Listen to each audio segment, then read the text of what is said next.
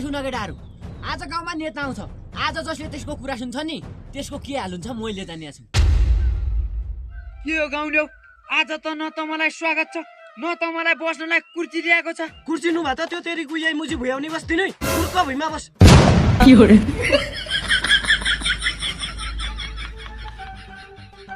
के हो यार गाउँले यस्तो मैले तपाईको लागि के गल्ती गरे अझ के गल्ती गरे रे गाउँमा पानी ल्याउँछु भन्थ्यौ पानी खोइ बिजुली ल्याउँछु भन्थ्यौ बिजुली खोइ गाउँमा सडक पनि ल्याउँछु भन्थ्यौ सडक खोइ बिजुली र सडकको त कुरै सुनौ तपाईले हाम्रो गाउँमा पानी ल्याएको भए नि हुन्थ्यो नि तपाईले हाम्रो गाउँको लागि के विकास गरेको छैन अरे गाउँले यो विकास भन्ने चिज बिस्तारै हुँदै जान्छ के बिस्तारै बिस्तारै अब कहिले हुन्छ विकास अरू कुरा हामी केही जान्दैनौँ तपाईले राजीनामा दिनु पर्यो म बन्छु नेता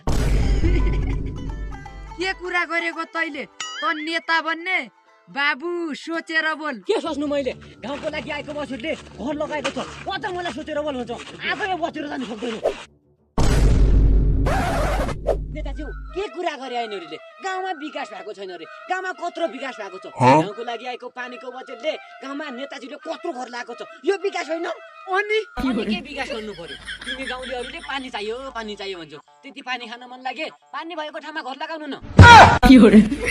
अनि के हुन्छ नेताजी यिनीहरूले गाउँमा सडक चाहियो सडक गाउँमा आयो भने तिमीहरूले गाडी हालिहाल्छौ चोसको गोजीमा फुटो बस हुँदैन त्यसले बढी बढी कुरा गर्छन् यार नेताजीले यत्रो विकास गर्यो भने नेपाल चन्द्रमा पुग्दैन चन्द्रमा पुग्यो भने हामी मर्छौँ त्यसैले केटा हो आफ्नो ठाउँमा नबोलिकन नबस्ने ल ल भयो भयो बाबु लगाउनेहरू अहिले मन लाग्यो है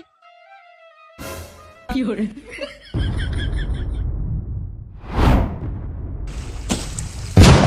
के हो रे मातारी